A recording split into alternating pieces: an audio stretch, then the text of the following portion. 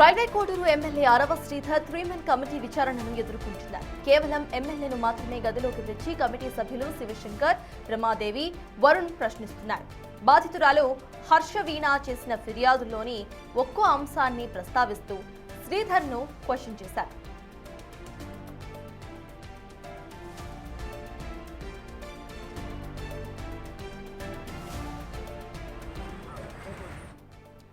అరవ శ్రీధర్ తన ఇంటికి వచ్చి వెళ్లేవాడని బాధితురాలు ఇచ్చిన స్టేట్మెంట్ ను కమిటీ ఎమ్మెల్యే ముందు ఉంచింది. అంతేకాకుండా 5 సార్లు అబార్షన్ చేయించుకున్నట్లుగా ఆమె సమర్పించిన మెడికల్ రిపోర్ట్స్, ఇతర ఆధారాలపై కమిటీ క్షుణ్ణంగా ఆరా తీస్తోంది. దీనిపై ఎమ్మెల్యే స్పందిస్తూ తన వద్ద ఉన్న కొన్ని కౌంటర్ ఆధారాలను, డాక్యుమెంట్స్ ను కమిటీకి అందజేసినట్లు సమాచారం.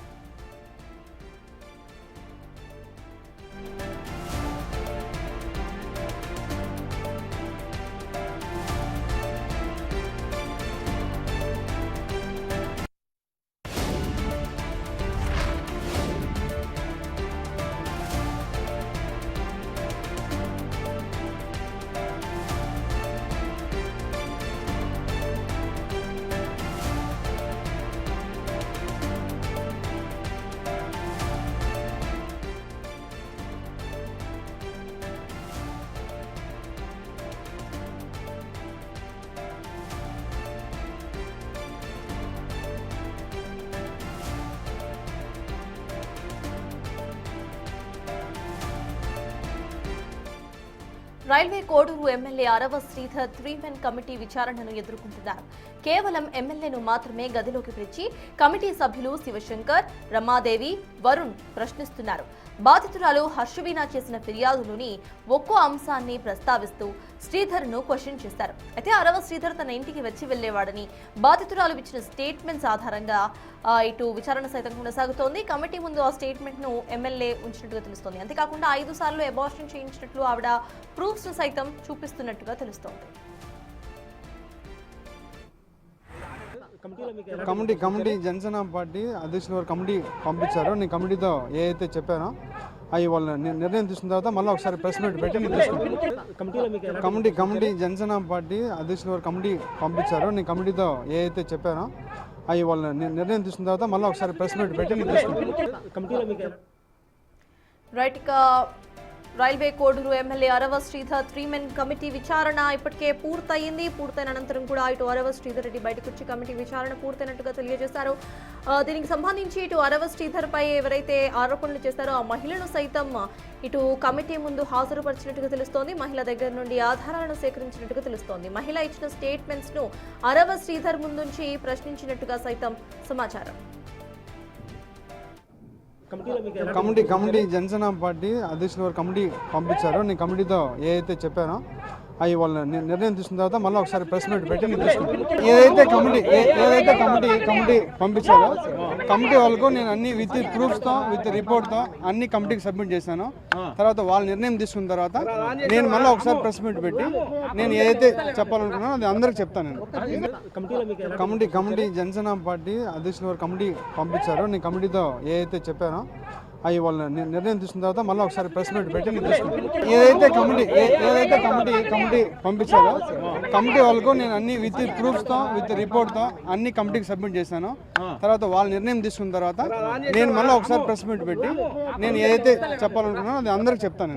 నేను కమిటీ జనసేన పార్టీ అధ్యక్షుల వారు కమిటీ పంపించారు. నేను కమిటీతో ఏదైతే చెప్పానో అవి వాళ్ళు నిర్ణయం తీసుకున్న తర్వాత మళ్ళీ ఒకసారి ప్రెస్ మీట్ పెట్టి నేను తీసుకుంటాను. ఏదైతే కమిటీ పంపించారో కమిటీ వాళ్ళకు నేను అన్ని విత్ ప్రూఫ్స్తో విత్ రిపోర్ట్తో అన్ని కమిటీకి సబ్మిట్ చేశాను.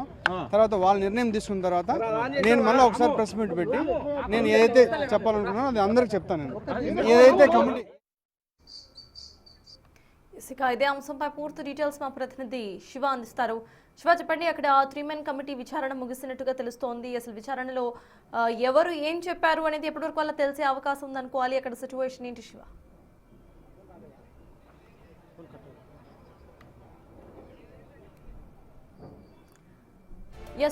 రైల్వే కోడూరు ఎమ్మెల్యే అరవ శ్రీధర్ 3-మెన్ కమిటీ విచారణ ఇప్పటికే ముగిసింది. కేవలం ఎమ్మెల్యేను మాత్రమే గదిలోకి పిలిచి కమిటీ సభ్యులు శివశంకర్, రమాదేవి, వరుణ్ ప్రశ్నించారు. బాధితురాలు హర్షవీణ చేసిన ఫిర్యాదుల్లోని ఒక్కో అంశాన్ని ప్రస్తావిస్తూ శ్రీధర్ను క్వశ్చన్ చేసినట్టుగా తెలుస్తోంది.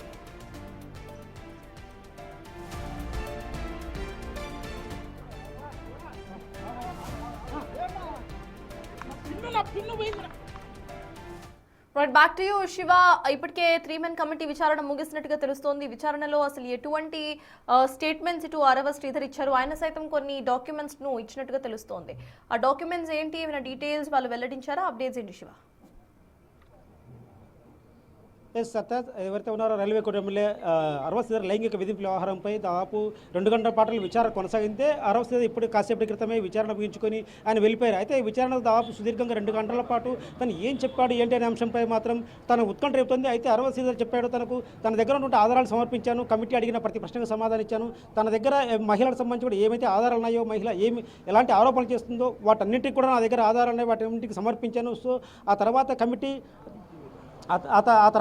ఎలాంటి నిర్ణయం తీసుకున్నా దానికి కట్టుబడి ఉంటాను. సో ఈ నేపథ్యంలో పార్టీ నిర్ణయానికి కట్టుబడి ఉన్నాను, తన దగ్గర ఉంటే ఆధారాలు సమర్పించిన తర్వాత సో పార్టీ తీసుకున్న నిర్ణయానికి కట్టుబడి ఉన్నట్టు సరే చెప్పారు. అయితే వీటికి సంబంధించి కూడా ముఖ్యంగా విచారణ జరిగిన 2 గంటల్లో కూడా పూర్తి స్థాయిలో అరవ శ్రీధర్ నుంచి కూడా కమిటీ సభ్యులు కొంత సమాచారం సేకరించినట్టు తెలుస్తుంది. ముఖ్యంగా మహిళ ఏవైతే ఆరోపించారో వాటికి సంబంధించి 25 కోట్లు అయితే మహిళ డిమాండ్ చేసినట్టు కూడా చెప్తారు. వాటికి సంబంధించి ఆధారాలతో పాటు మహిళ విడుదల చేసినటువంటి వీడియో చాటింగ్లు కావచ్చు, లేదంటే మహిళతో మాట్లాడే ఆధారాలు కావచ్చు, వాటన్నిటికీ వీటితో పాటు అసెంబ్లీ వేదికగా అరవ శ్రీధర్ మాట్లాడిన ఒక ఏదైతే వీడియో వచ్చిందో వాటికి సంబంధించి కూడా మొత్తం ఆధారాలు అయితే సమర్పించారా లేదనేది కూడా తెలియాల్సి ఉంది. అయితే మహిళ ప్రధానంగా చేస్తున్న ఆరోపణ ఏదైతే ఉందో అబార్షన్ సంబంధించి కూడా వాటిపై కూడా కొంత ఆధారాలు మహిళ విడుదల చేశారు. డాక్టర్ సంబంధించి ఏ హాస్పిటల్ తన అబార్షన్ చేయించుకున్నారు, అరవ శ్రీధర్ మొదట చెప్పారు తన ఫ్రెండ్ ద్వారా మొదటి అబార్షన్, ఆ తర్వాత 2-3 ఆపరేషన్లు కూడా రైల్వే కోడూరులో ఒక ప్రైవేట్ ఆసుపత్రిలో అబార్షన్ చేయించుకున్నట్టు తను చెప్పారు. వాటికి సంబంధించి కూడా ఆమె కొన్ని డాక్టర్ సంబంధించి ఏవైతే ఉన్నాయో ప్రిస్క్రిప్షన్ వాటిని కూడా విడుదల చేశారు. సో ఈ నేపథ్యంలో ఆ డాక్టర్ సంబంధించి ఎందుకంటే ఒక మహిళ హాస్పిటల్కి వెళ్ళి అక్కడ ఆధారాలు ఉన్నాయి, అక్కడ అబార్షన్ చేయించుకోవడానికి కూడా సంబంధించి డాక్టర్ సంబంధించి అంశాలన్నీ ఆ మహిళ చూపించారు. సో ఈ అబార్షన్ సంబంధించి అరవ శ్రీధర్ ఎలాంటి కమిటీకి వివరణ ఇచ్చాడో, ఆ కమిటీలో మహిళ చూపించిన వాటికి కౌంటర్గా ఎలాంటి ఆధారాలు ఇచ్చాడనేది కూడా తేలాల్సి ఉంది. అయితే ఇదంతా కూడా గత వారం 10 రోజులుగా కూడా రైల్వే కోడూరు వేదికగా జనసేన ఎమ్మెల్యే అరవ శ్రీధర్ జరుగుతున్న వ్యవహారంపై మాత్రం జనసేన అధినేత పవన్ కళ్యాణ్ ఇప్పటికే ఆగ్రహం వ్యక్తం చేసినట్టు నిన్న ఆగ్రహం వ్యక్తం చేశారు. సో ఈ నేపథ్యంలో 3 మెన్ కమిటీ రైల్వే కోడూరుకి ఇక్కడ చేరుకొని ఇక్కడ మొదట అరవ శ్రీధర్ను దాదాపు 2 గంటల పాటు సుదీర్ఘంగా విచారించింది.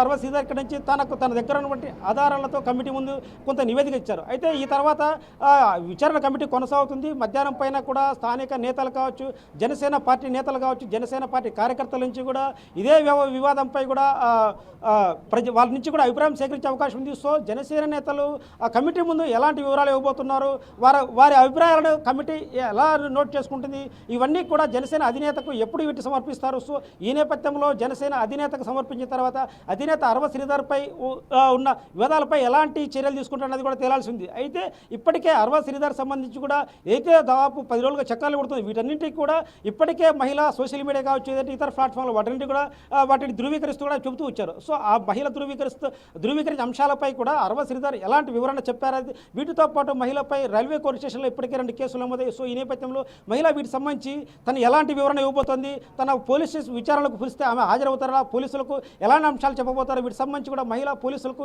తన దగ్గర ఉన్న ఆధారాలు చూపిస్తారా, లేదంటే పోలీసులు మహిళ చేసిన ఆరోపణలపై తను అదుపులో తీసుకొని విచారిస్తారా అనేది తేలాల్సి ఉంది. సత్తాజ్. అయితే శివ, ఈ కేసుకు సంబంధించి ఇటు 3 మెన్ కమిటీ అనంతరం కూడా పోలీసులు ఎటువంటి విచారణ చేసే అవకాశం ఉందనుకోవాలి? పోలీసులు సైతం అరవ శ్రీధర్ స్టేట్మెంట్స్ రికార్డ్ చేసే అవకాశం ఉందనుకోవాలా శివ? అది ఖచ్చితంగా, ఎందుకంటే ఇది పార్టీకి సంబంధించిన విచారణ. సో పార్టీ ఒక కమిటీ ఆదేశించింది. సో ఈ రాజకీయంగా ఈ కమిటీ తమ పార్టీ ఆధ్వర్యంలో సాగుతుంది కాబట్టి ఖచ్చితంగా ఇదంతా అధినేతకు సమర్పిస్తారు. అయితే దీనికి ఈ కమిటీ రాజకీయంగా జరిగినప్పటికీ కూడా ముఖ్యంగా వీటిపై ఇప్పటికే మహిళపై ఇప్పటికే రైల్వే కోర్టు స్టేషన్లో 2 కేసులు నమోదయ్యాయి. సో ఈ నేపథ్యంలో ఎమ్మెల్యే తల్లి పోలీసులకు ఫిర్యాదు చేశారు, తన కుమారుని ఎమ్మెల్యేను మహిళ వేధిస్తున్నారు, వీటిపై కూడా కొంత అవన్నీ ఫిర్యాదు చేశారు. సో ఈ నేపథ్యంలో పోలీసులు ఇప్పటికే మహిళపై కేసు నమోదు చేసి విచారణ చేపడతాయి. అయితే మహిళ ఇప్పటివరకు పోలీసులు విచారణకు హాజరు కాలేదు. ఒకవేళ పోలీసులు విచారణకు పిలిస్తే ఖచ్చితంగా నేను తిరుపతి ఎస్పీ ముందు కావచ్చు, లేదంటే రైల్వే కోర్టు పోలీసు ముందు హాజరవుతాను. సో నా దగ్గర ఉన్న ఆధారాలు పోలీసులు ఇవ్వడానికి సిద్ధమే. వీటితో పాటు నా మొబైల్ నేను ఇవ్వడానికి కూడా సిద్ధంగా ఉన్నాను. వీటితో పాటు అరవ శ్రీధర్ మొబైల్ కూడా పోలీసులు సమర్పిస్తారా, ఇవన్నీ కూడా ఇద్దరు మొబైల్ తీసుకొని చెక్ చేస్తే అసలు జరిగిన వాస్తవం ఏంటి తెలుస్తుంది. సో ఈ నేపథ్యంలో పోలీసులు ఈ కోణంలో విచారణ చేపట్టాలని మొదటి నుంచి మహిళ చెప్తుంది. అయితే మహిళపై నమోదైన కేసులో పోలీసులు మహిళను ఎప్పుడు అదుపులో తీసుకుంటారు, ఎప్పుడు విచారిస్తారు, సో ఆ విచారణలో ఎలాంటి అంశాలు తెలుస్తుంది. సో ఇప్పటికే కేసు నమోదైన నేపథ్యంలో మహిళ చెప్పే అంశాలు కూడా కీలకంగా మారాయి. ఎందుకంటే రాజకీయ విచారణ ముగిసిన తర్వాత ఖచ్చితంగా ఇది చట్టపరంగా పోలీసులు కూడా వీటిపై విచారించే అవకాశం ఉంటుంది. సో ఈ నేపథ్యంలో జనసేన పార్టీ కమిటీకి తర్వాత పోలీసులు నివేదించే నివేదికకు ఇవన్నీ క్రాస్ ఎగ్జామిన్ చేసిన తర్వాత అధినేత పవన్ కళ్యాణ్ చర్యలు తీసుకుంటారా లేదంటే కమిటీ నివేదిక ఆధారంగా ఎమ్మెల్యే అరవింద్ శ్రీధర్పై చర్యలు తీసుకుంటారా అనేది చూడాలి. Sartaj. Yes, thank you Shiva.